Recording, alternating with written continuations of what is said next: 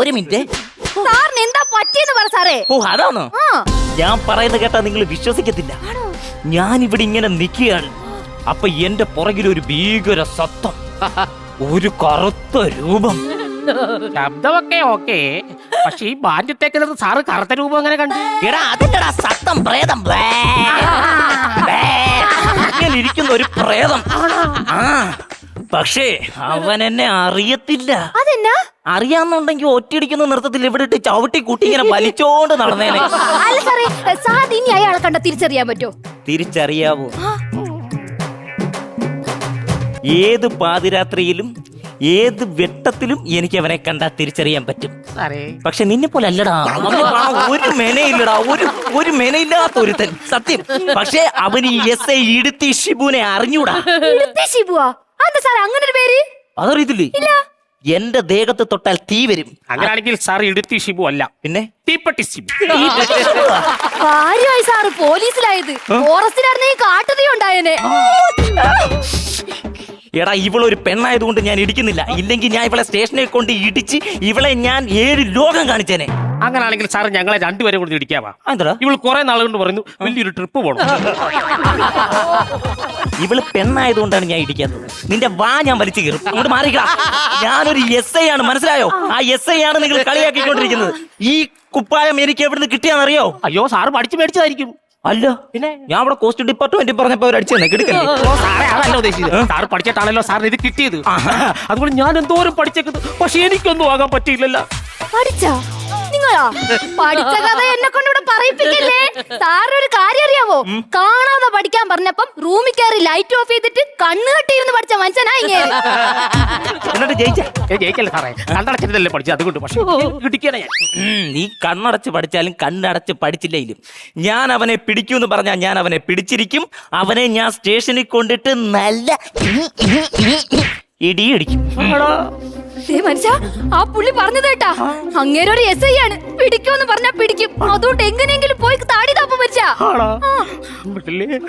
അങ്ങോട്ട്. സാറേ എന്താ സാറാ ഭീകര സത്തത്തെ പിടിക്കുന്ന പറഞ്ഞ ഉറപ്പാണ്? ഉറപ്പായിട്ടും ഞാൻ പിടിച്ചിരിക്കും. കൈ കിട്ടി ഇടിക്കുവോ? 3-ാം മുറയെന്ന് നീ കേട്ടിട്ടുണ്ടോ? അയ്യോ, അത് മോഹൻലാലിന്റെ സിനിമയല്ലേ? അതല്ല, പോലീസുകാരുടെ 3-ാം മുറയെന്ന് നീ കേട്ടിട്ടുണ്ടോ? ഇല്ല. പച്ച ഈർക്കൽ അങ്ങോട്ട് എടുത്തിട്ട് മർമ്മസാനത്തിട്ട്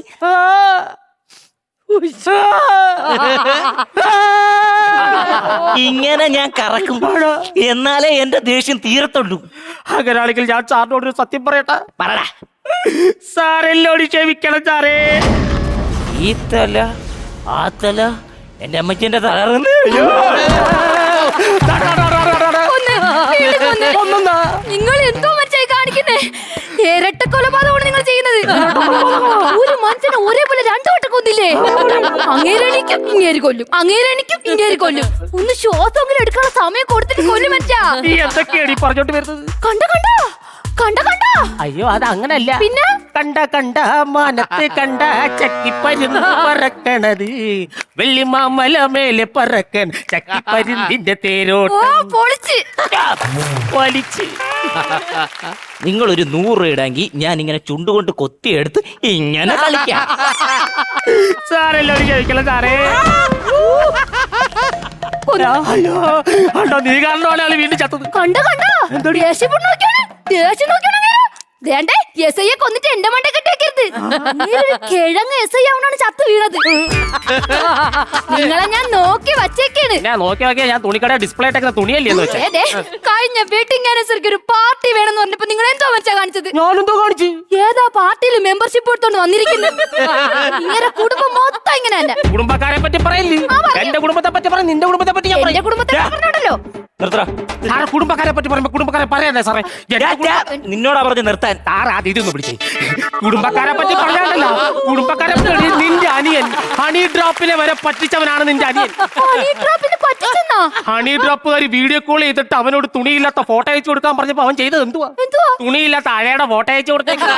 അങ്ങനെ വരെ പറ്റിച്ചവനാണ് നിന്റെ അനിയൻ. കുടുംബക്കാരെ പറ്റി പറയല്ലേ?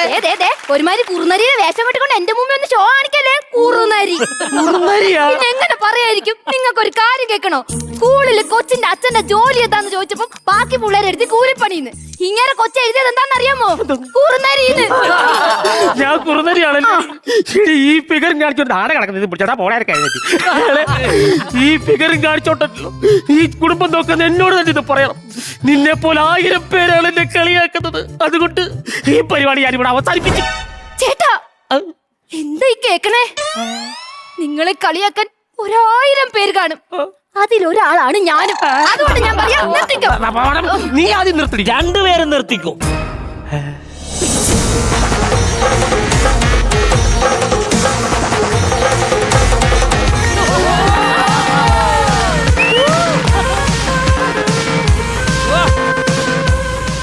ആരാണ് എന്നെ പേടിപ്പിച്ചതെന്നും ഇവിടെ എന്താണ് നടക്കുന്നതെന്നും എനിക്ക് നല്ല വ്യക്തമായിട്ടറിയാം. അതുകൊണ്ട് 2 പേരോടായിട്ട് ഞാൻ ഒരു കാര്യം ഞാൻ പറയാം. അത് ഞാൻ അമ്മയ്ക്കേ ഈ വീഴ്ച ഈ സ്ക്രിപ്റ്റിനകത്ത് ഇല്ലല്ലോ. ചേട്ടന് കാര്യം മനസ്സിലായില്ലേ? എന്തോന്ന്? ക്ലൈമാക്സ് പറയാനുള്ള ഡയലോഗ് അവൻ വിഴുങ്ങി. ചൈനേ ഓടാ ശരത്തണ്ട.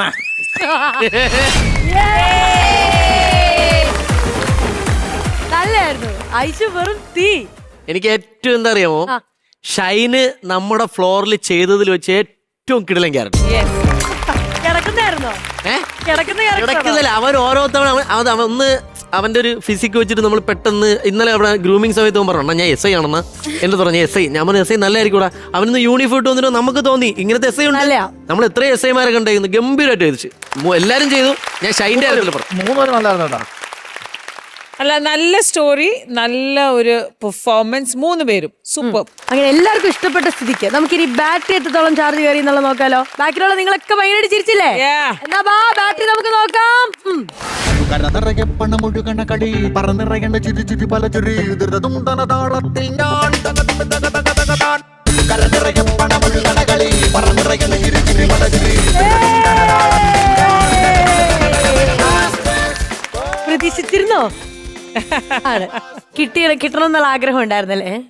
ഇത് വേണമായിരുന്നോ? വേണ്ടേ? വേണ്ടേ? ഉറപ്പാണോ? വേണം. അങ്ങനെ പറ. അപ്പൊ ശരി ചേച്ചി, 40,000 രൂപ, 40,000 rupees പ്ലീസ് ക്രെഡിറ്റ് കൊടുക്കാം.